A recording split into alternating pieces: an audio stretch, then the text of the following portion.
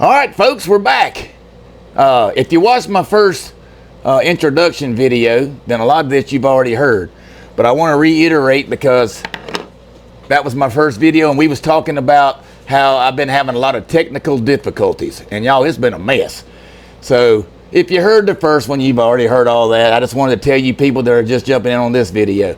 So there's something else I wanted to tell y'all. Y'all, I'm going to be me. I can't be anything but that. And if I was to try to be something else, I wouldn't be doing my duty on this canvas.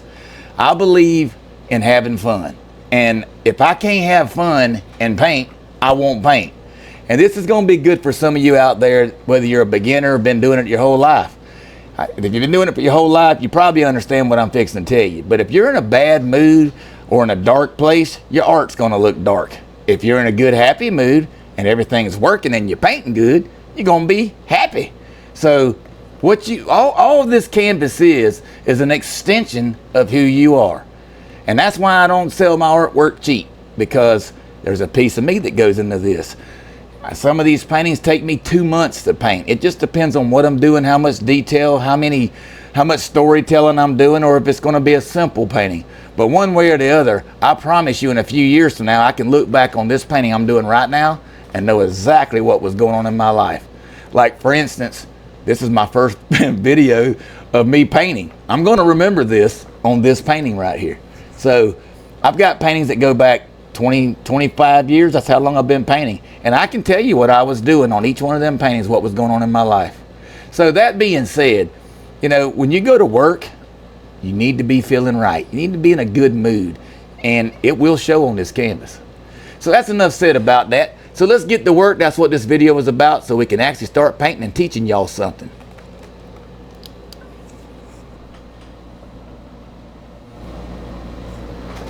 Alright, so now you got a close-up view. You can see what I've been doing here. Now I just threw some green on here a while ago. At this point in this painting, you can see the darks here. I like to work out of my darks, especially this scene here. As you can tell, it's a dark scene. It's early in the morning. The light's starting to pierce through, so I get to play light. And then I have what I call man-made lights. You know, that's going to be our lamps, or you know, your light from the house. Not so much your natural light in the painting itself.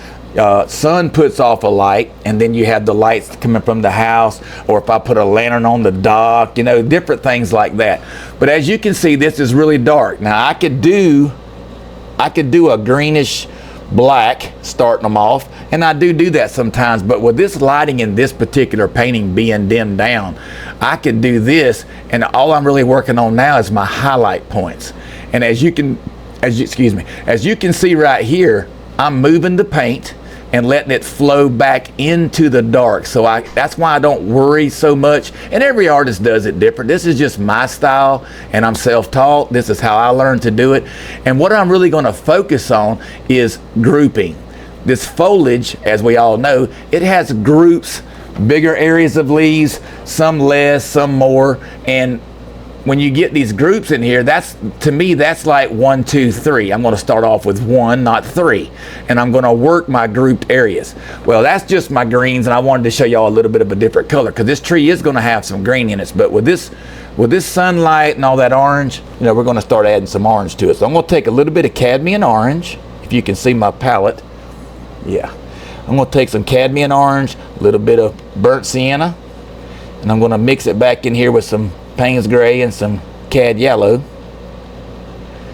And I'm going to start getting that olive kind of color like this. That's going to get me where I want to be in the colors that I want to use. Now the trees, and you can't see it from this view, but the trees across the water there, they're a lot smaller, farther off. You're not going to see the detail you would see in this tree, obviously.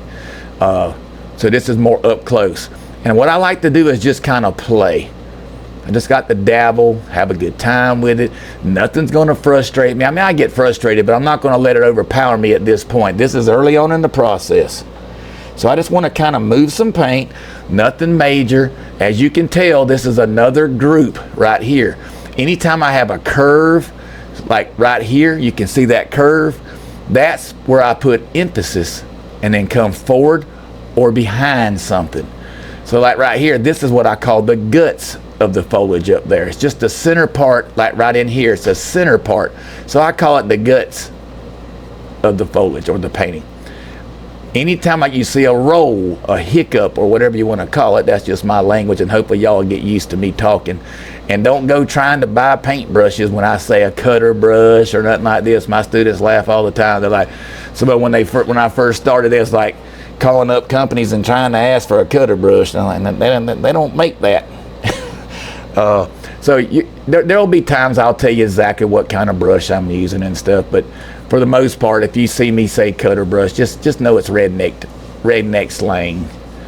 All right, so the main thing you're trying to benefit from here is how to paint. Just how does he do what he does? So as you can see, I'm starting to bring in some more values. See back here, I got more of the reds already happening. Now I'll gradually just start adding more greens. And I don't ever pre-mix anything, especially when it comes to nature. Nothing is ever pre-mixed. Everything is done on canvas. I dabble, doodle. There's not a place on these trees that are going to be, you know, the same exact color as the other part of the tree. It's just nature at its finest. And what makes nature look like nature is the natural change, the natural look of something. It's not manicured. I tell my students all the time, it's kind of like, you know, McDonald's. When you pull up at McDonald's and you see the bushes, they're all trimmed up and stuff. They're squared and round and all kind of stuff. That's manicured. So that's a whole different thing. But nature, it does what it does. I couldn't see them. I joke a lot about this, but I couldn't see a guy on a telephone pole truck up here with some hedges, you know, trimming my tree. That would be kind of goofy. All right, so now, because I don't want to bore y'all with this whole thing, I'm just giving y'all an idea of how I do it. We're also going to do this down here too. So as I come back to the top, I want to start putting more highlights. As y'all can tell, that sun. So I'm just going to start using more cadmium orange and cadmium yellow. As I come back up here, that's where you'll start to see more highlights starting to pierce from the sun coming up there. And my students say, oh, goody, we're at the fun part. Well, yeah, it is a fun part. It's all fun part. This part, just roughing in's fun to me. I just love doing it all because it's all got its values and its importance. So once I start doing this, you can start seeing the light starting to filter through on that outside edge. And the reason why we're darker back in here and you have to keep them darks is because that is the shadow of itself, you know. This foliage, this foliage piece, if it's thick enough with leaves, it's going to start to shadow itself. That's just the way it works. And I can go back in there, I can darken, I can come out, I can do different things with it. Now that's that pretty much. So you can see the color values and the changes. Now I'm going to start showing y'all how I start the detail. Start doing a little bit more detail. That's the rough end part where I get that embodiment of it. Let's go ahead and throw some more back in here too. And I want to do enough today where y'all can see where I'm going with this. Very important stuff. So this is like the guts right here that I'm doing. Now this is the tree, the main base of the tree trunk. So what I want to do here is cross over because this foliage is in front of that tree. So you want to make sure you show that. Otherwise, if I wanted this piece to be behind that tree, then I'd cut this tree in right here. I want to just show y'all how easy you can fix stuff if you want to. It'd be a good lesson for y'all. So if I bring that tree in front, see now this is behind the tree. It's just tricks. That's what art really is learning, and it's not so, there's 1,000 different ways that you can do all of this stuff. This is just what I've learned to do and what I like to do. So now I'm just going to calm it back down because a lot of this would be shadow, but I wanted y'all to see what I did there. Now I'm just easily just going to come back in here, darken this tree back down so that it crosses in front again. And that also lets you know that you can make mistakes, even though that was purposed, but I make them all the time, sometimes not thinking. But art has got to be fun, like I started the video off with, y'all. If you're not having fun, you're definitely not painting, in my opinion. And you're just going to make a mess, and you're not going to be happy. So try to keep that in mind. Don't get in here and attempt to do something when you're not feeling good. And trust me, I've argued with my companies many a times when they say they want something done in a hurry, and I just say, well, I'll do the best I can. I'm not going to hurry my art, but I will put more time on the canvas as far as longer days. You know, I'll put more hours in, you know, burn the candle at both ends. But that's about as far as it's going to go. So as you can see, I'm adding a little more light right in here. And art's a dabbling, you know, you just keep dabbling and playing around with it until you're happy. So that's getting us some depth in there. Now I'm going to take a smaller brush here, and we're going to start showing you a little bit of detail. Now normally I would kind of work this whole tree before I'd even start to venture out on this, but just to give y'all an idea, I call them banana flippers. There's all kinds of different leaves, but if you've ever seen a banana, and I know y'all all have, they just kind of flip, you know, and do all kinds of different stuff. So when you get out here, that's where you start slinging your detail. And just have fun. Now, I wouldn't say go way out in here too early. Stay close to you know, don't spread the cheese so quick. Just stay right in here and easy goes it. And as you can see, I'll start using these darks right in here to make them highlights start to pop. And it's really that simple. Now, if I wanted to tone some of this down, and I will because it's really, really heavy in color, and this light, it needs to be saturated a little bit more darker. Now that's just a feel. Most of my paintings are out of my head. I have an ideal. I might, like the boat in this picture, I might use a picture. You know, I've got plenty of stuff that when I go fishing, I've got all kinds of stuff that I use. But you know, I have a lot of different pictures, and I've already got pictures of them in folders, and I just pull them out depending on what I'm doing and what I need.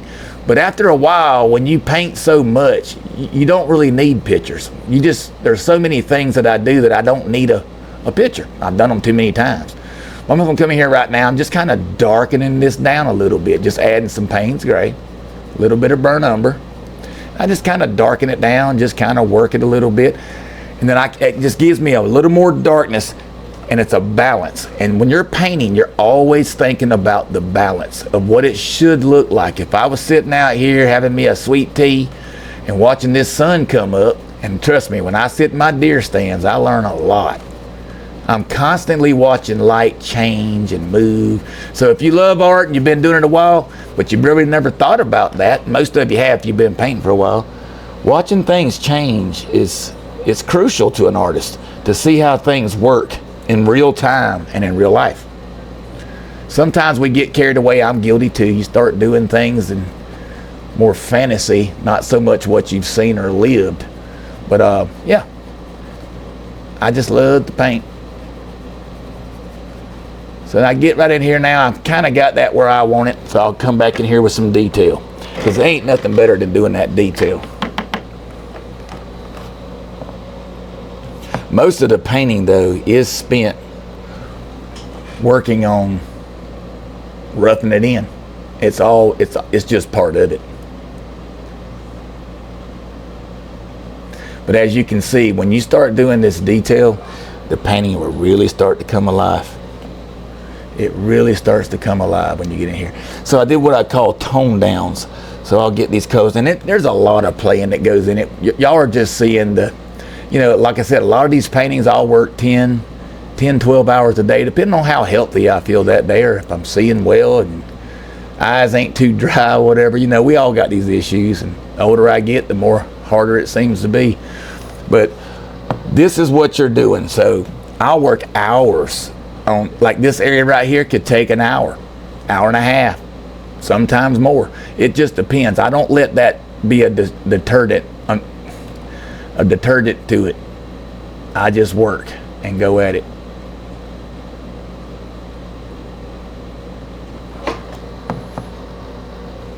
And trust me, when people put my puzzles together, that's some of the comments that they make, and it makes you feel good when your work's appreciated. People understand and express what they feel about the time and acknowledge the time that they see you've put into your work.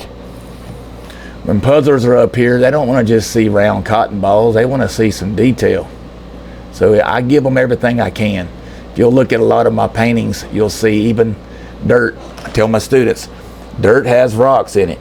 I ain't never been anywhere where the dirt just felt like I was at a sand pit in a playground for kids.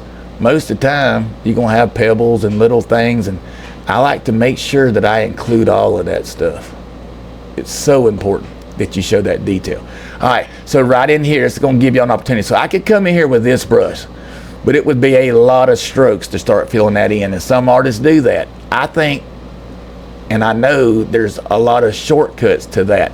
So I'm gonna stop right there and show you how I will take a bigger brush and rough that area in first.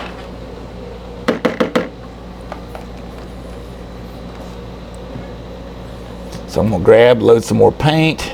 We wanna be kind of toned down back in this area.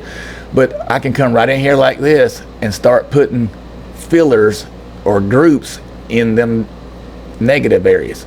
And all I'm doing is putting detail. Now you don't wanna kill your darks. Remember, our picture is dark for a reason. Our light is very limited.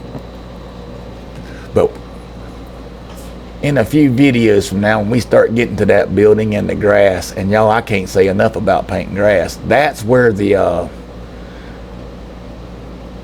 lot of artists struggle with grass. It's just, I mean, I've seen too much art. It's a struggle. And what I did was I made grass something I wanted to really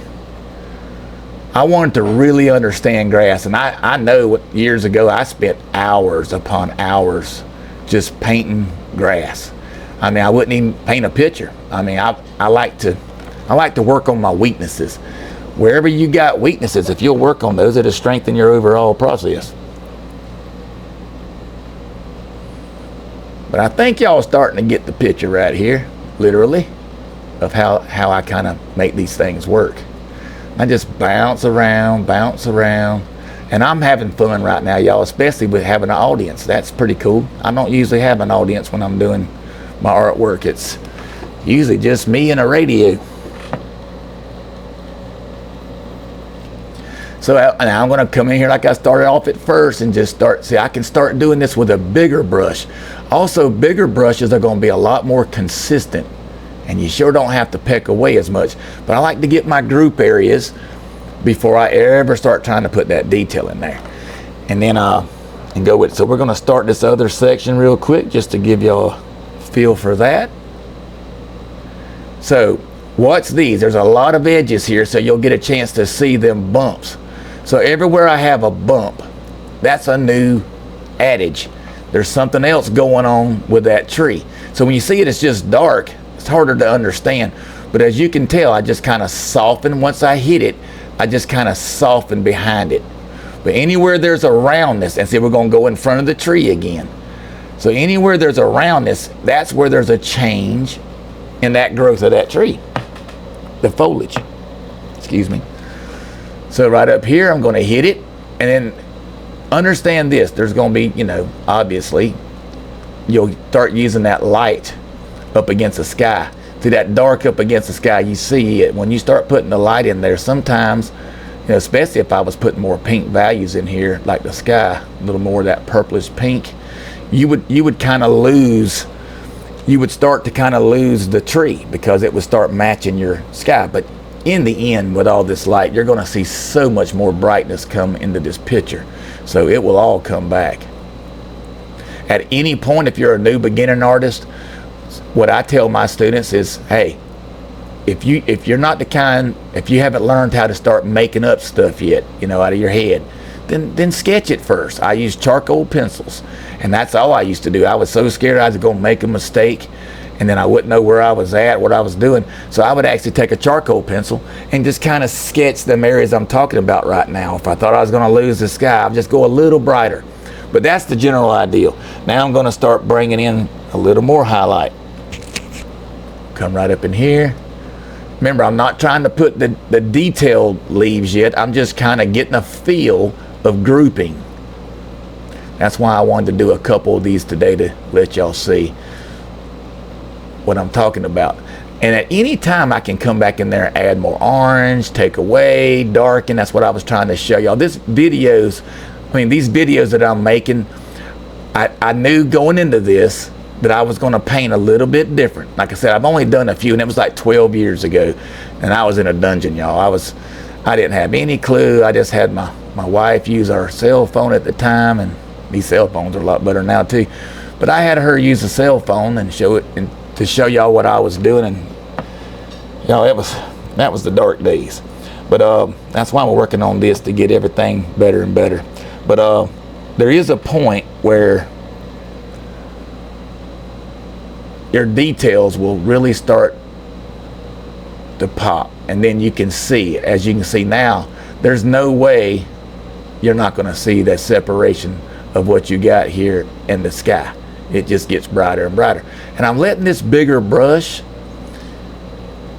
work, kind of just letting it do its own thing. I just point it in the right direction, and just little love taps, I call them, and that just kind of gets that to start to flow. Now back up here, so when this starts to dry a little, I like to come in there and just kind of hit it. But now this is what I'm fixing to show y'all, and then we'll wrap this video up because I'm getting pretty tired. It was late when I started, but this is going to show you what I call runners. But you can see the separation here where I bring back into the tree, a couple little, pieces right up in there. There's no really right way or wrong way to do any of this as far as the look of it, but painting it correctly, now that's a technique, like where your rounds are and going into those. But as far as the overall shape of a tree or a cloud, I tell my students all the time, they like, man, your clouds are so pretty and they shape perfectly, and they try to focus on the shapes of the cloud and not as much as making, what makes the cloud look real is it's transparent. You can drive a plane through it. You can fly a plane right through it. So all that stuff's important too. It's what are you painting and what should it have? So anyway, these are called runners. So towards the end, I'll come up in here, and these are usually when I start getting to my final highlights. We're just going to start showing you, because like I said, none of this hurts anything. You can do this anytime you want to. But runners are where I spread these out, okay? So I'll come off of this top right here, and these are runners, and it loosens up the tree. And it's usually when I start doing my final highlights. So you see how this is round right now? This is where I'll come in here, and I'll make runners come off. So basically, I'm separating or pulling the width of that tree to run a different route. And we don't want just a cotton ball look up here. That's just grouping at first. Gives you an idea of where you're trying to go. So you see how I'm starting to spread that out? That's what we're looking to do. So now I'll come out here and show y'all out here. As I come out, and you'll know when you don't have the right highlight, because my students are always saying, well, how do you know when you're too bright or too dark? You don't. Art is a constant building process. It's layers and building. And like I said, keep your cards close to your vest. You don't want to spread them out too fast. You want to, just slowly. But this is what I call stretching it out a little bit. And you can see how that starts to work. And all I'm doing is coming off of this group right here and just pulling those out there. And it's a constant work in progress. But you can see this area. But I'm telling y'all, I can't stress this enough. It is important that you pay close attention to detail. I don't know many people. I know a lot of people that love abstracts, and I've got nothing against them. It's just not what I care to do. I've always liked my paintings to look like what I see in real life. Abstract has a role, but we can get into that's a whole nother subject matter. But what I guess I'm saying is, I like things to look like what I see when I go outside. If I was right here sitting there, and that's how I think when I paint, y'all, I'm not going to see abstract trees this close. I'm going to see leaves on these trees. And that's how I like my stuff to look. And that's not so much an opinion. That's just fact. When you're this close to something, that's what you're going to see. So out here, I would start working this. And you can see how that color really starts to separate from that sky. Now, how much brighter? So back to what I was saying. How do you know how bright to go, Geno? You let the painting talk to you. I've always been that way, and I'll never change. The painting will tell you. It actually whispers to you. As crazy as that might sound, it talks to you. See, I can come out here. All I'm doing is using the colors that is in my sky. I'm brightening it up. I'm going to take you back out here in a second just so y'all can see what it's starting to look like from the outer view. Let's take you back out. All right. Now, I can't zoom this camera in, y'all. I ain't got that technically savvy yet. But as you can see, and I hope you can see it pretty good from there, you're getting an effect, and it's this sunlight. So even if you can't see it, because I'm not close enough to it, we'll go back in a second. But this light is what I'm fixing to start putting up in here. When we go back, you're going to see that I'm more yellow. I'm looking at it right now, where this is more orangey. Early in the morning, you get that orangey effect. You ever woke up in the morning, you look outside the window, and the sun's just starting to break. And if you look at the pine trees, it don't matter what kind of tree it is, just some will make it even brighter, like a birch. That orange is really going to take on, like you painted the birch tree orange. A pine tree, not so much. It's more darker. It's got its blue values and stuff, but it'll still have that orangey feel, that cresting light. We've all seen it. My favorite times to paint. That's why you'll see me paint a lot of these. They're actually kind of harder to paint too. A daylight picture is a daylight picture. But this time of the day is a lot of different colors floating around. But as you can see, and we're going to go back in, I'm going to start adding more orange values. I ain't even really started to hit this in the bucket at all. So let's get on back in there and you can see. But I want you to get back out where you can see it, because this is a new painting we're looking at here. So instantly, y'all should be able to see that them values are a lot more yellow. So let's start adding a little more orange, and y'all see that start to change. We'll add a little more cadmium orange, a little more sienna, and we'll start getting that value moving out here. But up against that sky, it's not hard to see now that we're putting the brighter colors in. And how much brighter can I get? That's a work in progress. And I just keep chipping away, chipping away, chipping away. Art has to be done that way, in my opinion. It's not about speed painting. I'm not trying to win a speed race, but I am trying to give you something beautiful, in my opinion. I want it to really look pretty. And another thing, I'm a people pleaser. I don't think an artist exists that ain't a people pleaser, and if they are, more power to them. But I think the trick is pleasing people. I like to make people happy anytime I can, wherever I'm at. And in art, it's very pleasing to have people look at my art and say, man, that makes me want to go somewhere. Like during the pandemic, y'all, that was a rough time. I had so many students. I did some Disney stuff, and my wife loves Disney. And I did some paintings. Of course, I can't sell them and all that stuff, but I did it for her. And she was like, man, that just takes me to a place right there. And my friends would say, Geno, I just like looking at your paintings right now, because I'd love to just jump in that painting for a while until this pandemic's over. You know, that you don't think much about it sometimes when they say that to you, but that's a feeling you just gave somebody.